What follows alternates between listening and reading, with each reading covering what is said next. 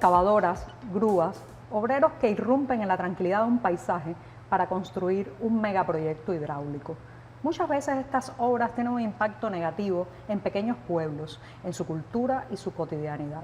Justamente de ese tema conversaremos hoy en La Voz de tus Derechos, hidroeléctricas y comunidades.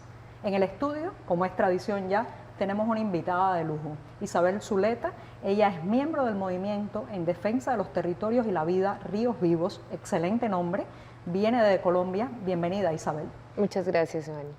Yo vengo desde el cañón del río Cauca, una zona que queda en el norte occidente del departamento de Antioquia, en Colombia. Bienvenida.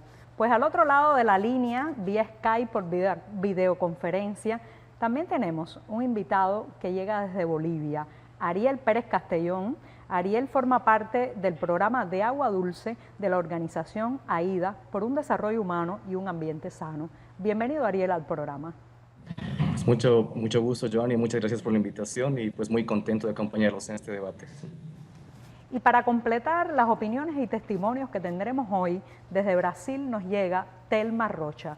Telma es parte de la Fundación Avina, una fundación que busca desarrollar programas para lograr precisamente un desarrollo sustentable. Muchísimo gusto de tenerte aquí, Telma. Gracias, también un gusto de poder estar contribuyendo con este panel.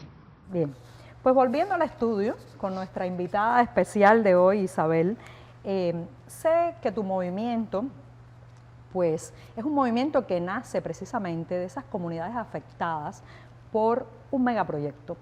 El proyecto de hidroeléctrica más importante que se ha desarrollado en Colombia, estamos hablando precisamente del Hidroituango.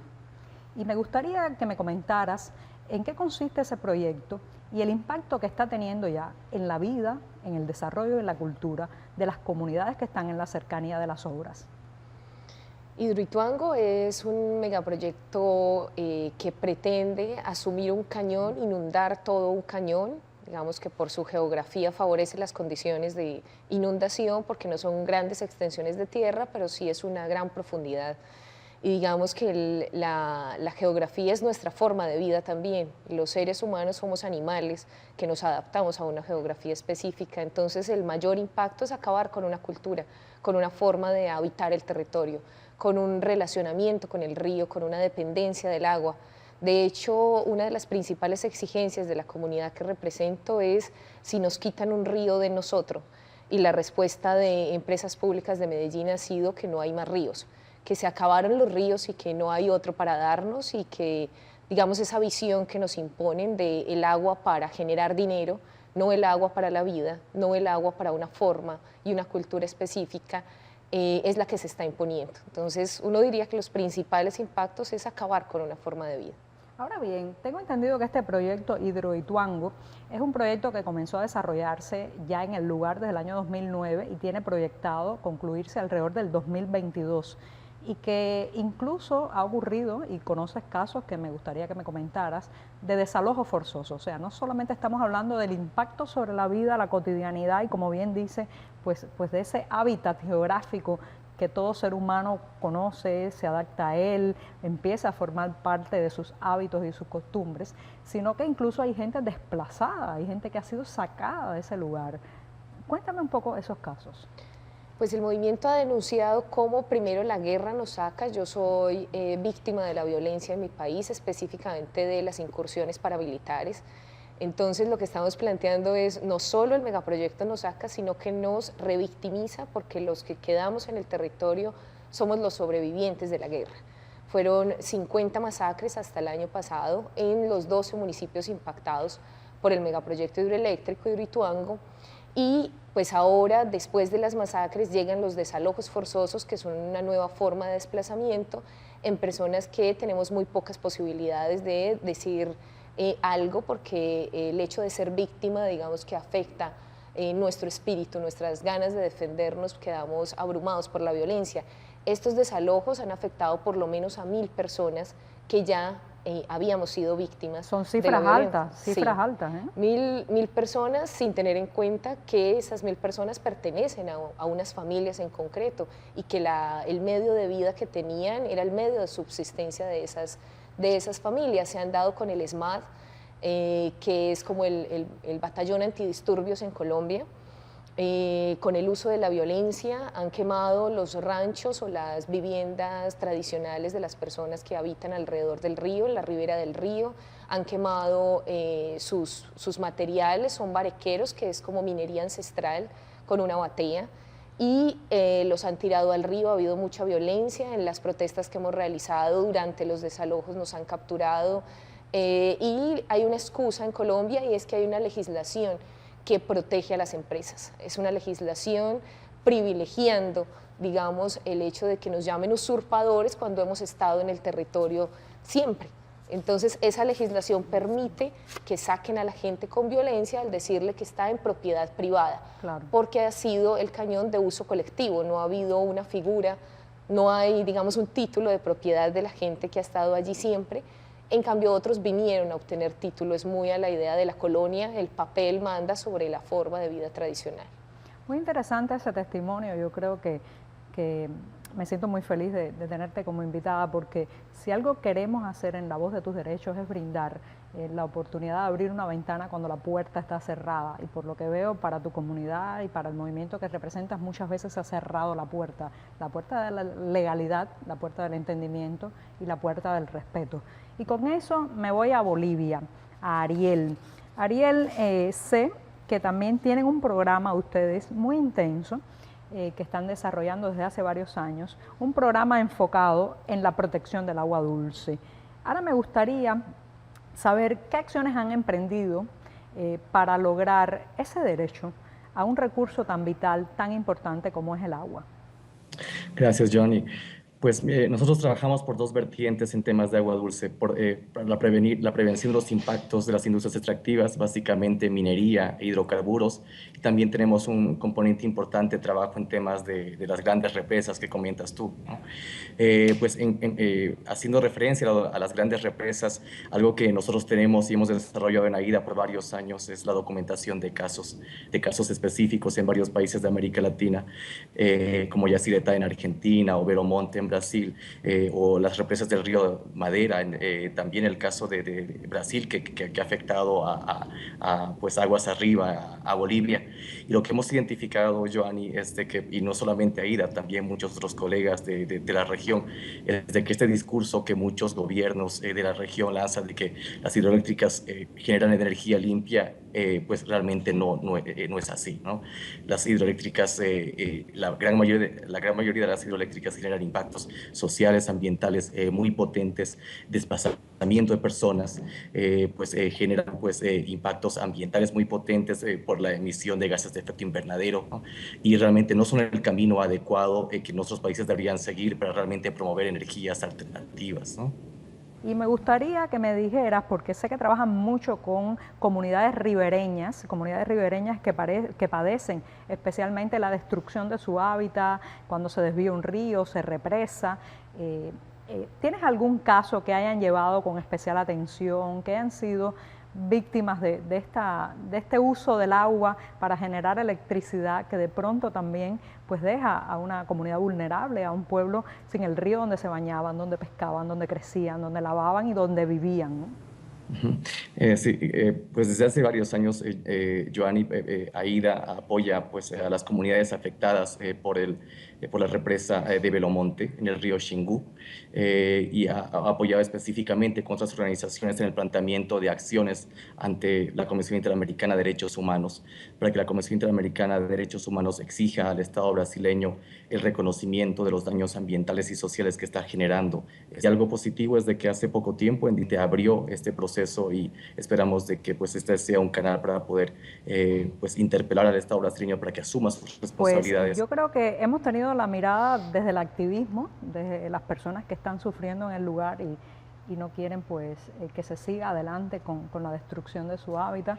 La visión de Ariel, que es un tanto también como promover una legalidad. Me dices que la Comisión Interamericana de Derechos Humanos pues, los está ayudando en varios casos. Y me gustaría entonces ir a Brasil y hablar con Telma, porque sé que la Fundación Avina, una fundación de la que ella forma parte, pues ha logrado un entramado que se mueve con las comunidades, también con las empresas, e incluso con los contactos políticos. Debe ser difícil lidiar con esos tres frentes que a veces parecen encontrados y enfrentados. Telma. Gracias por esta pregunta, porque ayuda a aclarar un poco. Sabemos que no es fácil, pero también si queremos actuar con el desarrollo sostenible, cambiar lo que estamos viviendo, hay que tener un espacio de diálogo entre los diferentes. Si no, no avanzamos con las transformaciones que necesitamos. Entonces, desde Avina tenemos una actuación muy fuerte de articulación con los tres, pero también con una mirada enfocada en el desarrollo sostenible. O sea, continuamos con La Voz de tus Derechos, que en este capítulo hemos dedicado a hidroeléctricas y comunidades. Por favor, diríjanse a nuestra página web de la Deutsche Welle Latinoamérica para dejar sus comentarios y opiniones. Y vuelvo contigo, Isabel. Vuelvo a partir de una palabra que dijo Telma, que yo creo que es una palabra importante en este tema, un tema tan controversial, ¿no? Y es la palabra diálogo. Cuando la confrontación llega, cuando los conflictos elevan su temperatura, pues hay un momento en que es posible el debate o no. Y quería preguntarte exactamente sobre eso. ¿Han tenido tu movimiento y las comunidades que representas y defiendes alguna posibilidad de sentarse a dialogar con las empresas y los proyectistas de Hidroituango? Realmente es muy difícil, Joanny, porque hay una gran asimetría de poder. Ellos tienen abogados, tienen un montón de profesionales y nosotros, digamos, tenemos la experiencia de la vida, la cotidianidad. Entonces es un diálogo en una diferencia grandísima, tanto en el acceso al conocimiento específico sobre lo que es un megaproyecto hidroeléctrico y el conocimiento específico sobre lo que es el territorio lo tenemos nosotros, pero desde la experiencia. Nosotros no promovemos el diálogo directo porque esa asimetría de poder hace que quedemos aplastados. En los primeros encuentros con empresas públicas de Medellín, una empresa pública de carácter completamente estatal, que es una multinacional que tiene inversiones en México, que tiene inversiones en Panamá, que tiene inversiones en Perú, realmente lo que nos han hecho sentir es la profunda arrogancia de las empresas y la profunda arrogancia con el conocimiento que aplasta a las comunidades. Ese diálogo no lleva a ningún lado, no es un diálogo fructífero para las comunidades. Por eso nuestra propuesta es: el Estado es el responsable de nuestros derechos y es el Estado con el que nosotros conversamos, porque es el que nos debe proteger, porque es nuestro territorio. ¿Y han podido tener ese diálogo con el Estado? Con el Estado ha sido muy difícil porque precisamente es un proyecto hidroeléctrico estatal. Y dicen, no se habla de Hidroituango, nosotros no tenemos espacios de comunicación, la mayoría de los espacios televisivos, de radio, son del Estado, en el caso de mi departamento, o son de los grandes empresarios en Colombia, que ven el megaproyecto hidroeléctrico de Hidroituango como una gran oportunidad de eso que llaman desarrollo. Me interesa mucho ese tema y voy a volver sobre ese punto, pero ahora me gustaría irme a Brasil con Telma, porque Telma, sé que la Fundación Avina ha promovido, sobre todo muy intensamente en los últimos meses y a finales de 2015, promovió una declaratoria por el acceso al agua. Y sé que hay un punto que voy a leer, porque es un punto que me parece que viene como anillo al dedo para esta conversación, que es reforzar la participación ciudadana en comités de cuencas. Por lo que oigo, los testimonios de Isabel me da a entender que ha habido muy poca consulta hacia las poblaciones, hacia las comunidades que viven en esas zonas ribereñas y que pueden ser afectadas por estos megaproyectos hidráulicos. Sin ninguna consulta. Exacto. Entonces, ¿qué han logrado, qué aceptación ha tenido esta declaratoria que ustedes pues han promovido tan intensamente?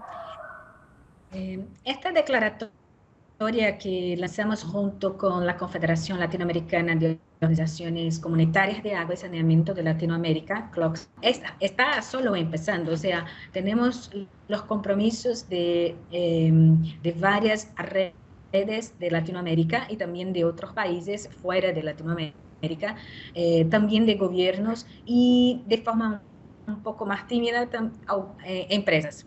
Esta declaratoria también pretende que los gobiernos y otras empresas también se responsabilicen por estos procesos. Y ahí la participación ciudadana de aquellos que están en las comunidades es muy importante.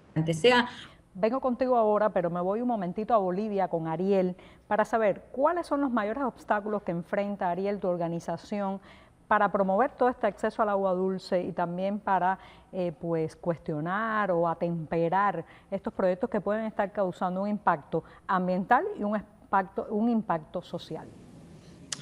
Gracias, Giovanni. Mira, yo creo que un común denominador, sensiblemente en casi todos los países de América Latina, en estos últimos años, es que ha habido un debilitamiento de los estándares sociales y ambientales. ¿Qué quiere decir esto? Que las políticas y las leyes que regulan pues, las exigencias sociales y ambientales que deberían cumplir las hidroeléctricas, las actividades hidrocarburíferas o mineras, en vez de estar más elevadas, han ido debilitándose progresivamente. Esto sensiblemente para poder impulsar, pues, entre comillas, la inversión privada, etcétera, ¿no? Pues la transparencia en cuanto al acceso a contratos relacionados con las hidroeléctricas en general es nula, ¿no? No existe acceso a la información, a las cláusulas, ni de letra grande ni de letra pequeña, sobre las obligaciones que están asumiendo nuestros gobiernos, pues, o con empresas privadas o con instancias financieras como el Banco Nacional de Desarrollo de Brasil. Esto es absolutamente confidencial, cuando debería ser información completamente pública. O sea que el secretismo es uno de los obstáculos que más tienen ustedes que sortear. Totalmente, es la regla, el secreto es la regla. Cuando debería ser información de acceso público, cuando son contratos que tienen que ver con dinero público, con recursos públicos, con bienes públicos, es completamente pues inexistente ese acceso a la información. Ese es un común denominador, ¿no? Pues otro elemento que también falla en términos de estos estándares y que es común es que la falta o el déficit de la consulta previa libre informada, ¿no? Muchos de nuestros países han reconocido constitucionalmente el derecho a la consulta de los pueblos indígenas y comunidades, y esto no se está respetando en la práctica, ¿no? Para hablarles del caso de Bolivia, hemos reconocido en el caso de la Constitución boliviana el derecho fundamentalísimo al agua, pero esto en la práctica tiene muchas dificultades y en definitiva se prioriza a las actividades extractivas o las hidroeléctricas encima del acceso al agua como derecho humano. Isabel, vuelvo contigo y te voy a hacer la pregunta de la contraparte, de los otros. ¿Qué dicen ustedes, qué responden movimientos como el tuyo cuando los acusan de ser antidesarrollo, cuando los acusan de que se están oponiendo a la modernidad, de que están evitando que quizás la electrificación, el acceso a tecnología llegue a esos pueblos al impedir un megaproyecto hidráulico? ¿Qué responden? Pues la respuesta no solo mía, sino de las comunidades cañoneras, desde su ancestralidad, es que hay asuntos que son básicos y fundamentales, y que eso se debe entender por desarrollo. Si estoy respirando peor, no puede ser desarrollo.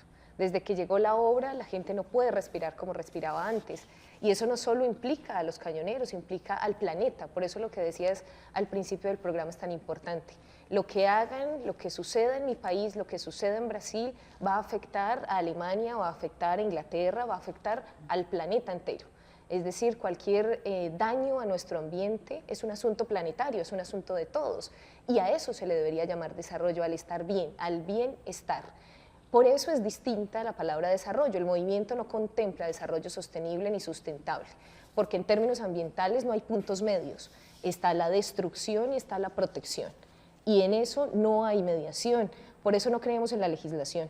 Hay mucha legislación, en algunas veces son estándares altos, otras medios y otras absolutamente nulos, pero aquí estamos en la dictadura de las mayorías, la dictadura de las ciudades, la dictadura de la concentración poblacional que implica que los pueblos alejados desaparezcamos. En Colombia estamos hablando de pueblos sacrificados. Los pueblos sacrificados somos esos que quedamos en la ruralidad y que tenemos que desaparecer para que las grandes ciudades y la gente que le gusta la modernidad siga sobreviviendo. Un concepto fuerte, ¿eh? Pueblos sacrificados. Pues bien, de eso y otras cosas hablamos en La Voz de tus Derechos, de pequeñas comunidades, de gente que no tiene acceso al altavoz, acceso al micrófono. Aquí, en este programa, ayudamos a abrir una ventana cuando la puerta está cerrada. Y vuelvo con Telma a Brasil. Telma, sé que también pues ustedes han sido objeto de críticas y esas críticas han estado dadas también porque intentan conciliar quizás partes que parecen irreconciliables, ¿no? Sé también que recaudan muchos fondos para trabajar en todo este tema ambiental y el agua dulce. ¿Qué apoyo han tenido en la comunidad empresarial? ¿Es un tema que ustedes sienten que cada vez es más asumido por las empresas o las empresas donan y cierran la puerta para no saber siquiera lo que está pasando? Mira, tenemos sí fondos privados de empresas para el tema de agua, pero me parece que estamos hablando también de un proceso de educación y de conciencia. Las empresas también necesitan tener claro que el ecosistema, que el planeta, es una condicionalidad para sus negocios. O sea, no estamos hablando de algo que es un tipo de caridad o un favor que están haciendo. Es parte de la necesidad y de seguimiento incluso de sus negocios. No estamos limitados a una acción porque tenemos una relación con las empresas. Las empresas que aceptan trabajar con la Fundación Avina tienen esto muy claro. Muy bien. Ariel, hablando de prevención y educación ambiental y también de aprender desde temprano, pues este tema de la importancia de los recursos hidráulicos, del valor y también de la fragilidad de todo, de un río, un lago, pues me gustaría saber si la Fundación AIDA, la organización AIDA, ¿ha emprendido algún tipo de proyecto pedagógico, educativo, de difusión, tal vez a través de los medios de prensa o de las escuelas, que ayude a promover esa cultura del respeto ambiental desde pequeños, ¿no? Ujú. Sí, Johnny, pues nosotros como AIDA lo que intentamos hacer pues, en un trabajo mancomunado con organizaciones de base, con organizaciones locales, es la generación de información, ¿no? Y eso nos parece pues, esencial, poder entender que pues, los ríos son ecosistemas, son sistemas muy complejos, ¿no? Y que cuando uno genera pues, una barrera, no es simplemente pues, un estancamiento de agua, sino que hay una gran cantidad de vida que se está deteriorando, que se está degradando. Hemos intentado también, Joanis, esto que te comentaba hace unos minutos, poder promover con otros compañeros más de América Latina el hecho, pues el sentido de que las represas no son energía limpia. Como efecto del cambio climático, pues hay grandes sequías. Por citar un ejemplo pues dramático, en el caso de Venezuela, la represa del Guri, que es la represa que abastece más del 60% de la energía eléctrica en Venezuela, pues está pasando por una situación pues de déficit muy grande de agua y sabemos que el gobierno venezolano está restringiendo enormemente pues el acceso a la energía eléctrica. Entonces creo que estas deberían ser pues señales de alerta para que los gobiernos realmente inviertan en energía limpia, pues energía solar, energía pues eólica, obviamente en cumplimiento de los derechos de consulta previa y derecho a información a la población, ¿no? Queremos insistir mucho como AIDA y con nuestros compañeros y colegas en que las represas en definitiva no son la respuesta a las necesidades energéticas que tienen los países, ¿no? Isabel, sé que ustedes hacen muy diferentes acciones para mostrar el impacto que está teniendo este proyecto de Hidroituango. Tengo entendido que hacen protestas, que han intentado incluso pues paralizar la maquinaria que está llevando a cabo la obra con sus propios cuerpos, parándose frente a ella, impidiendo que sigan las obras. Cuéntame un poco el espectro de acciones que llevan a cabo y después me gustaría saber las repercusiones que has vivido por hacerlas. Pues a ver, lo bueno de las comunidades es que somos muy creativos, somos inmensamente creativos y ha habido una diversidad de acciones que las hemos llamado pacíficas, porque en Colombia hay que hacer una diferenciación muy tajante. Entonces, el movimiento se ha autodeterminado como un movimiento pacífico en el que usa sus cuerpos para la defensa del territorio. Entonces, hemos estado en todos los alrededores de la obra, con marchas silenciosas, con sellados simbólicos de las oficinas principales de empresas públicas de Medellín y acciones directas allá de impedir que sigan destruyendo un afluente o una montaña específica o avanzando en un túnel. ¿Y has estado detenida por esas acciones? Sí, en distintas ocasiones hemos tenido muchas repercusiones judiciales, hay un entramado de relaciones empresariales, de todos los entes públicos hasta los jueces, y digamos los fiscales han levantado el discurso empresarial. O sea que el agua no solamente te ha costado energía, tranquilidad también, sino que a veces te ha costado la libertad, ¿eh? Sí, eso está pasando de manera muy frecuente, se usa todo el tema judicial para quitarte energía. y que tu lucha se opaque, que no se note qué es lo que estás defendiendo, por qué hablas de este tema, por qué quieres que las personas no salgan de su territorio, no vayan a vivir a las ciudades, que es el principal objetivo del movimiento, es la defensa del agua y oponernos a la migración campos-ciudades porque consideramos que la vida en la ciudad no es digna. Eso lo opacan y nos llevan a la cárcel, nos hacen procesos judiciales y toda tu energía está en defender tu libertad. Muy buen testimonio, Isabel. Muchísimas gracias también a los invitados que llegaron por videoconferencia. Hemos escuchado muchas veces que el agua es vida, pero el agua es también cultura, tradición, desarrollo. Hacer de ella un bien común es responsabilidad de todos.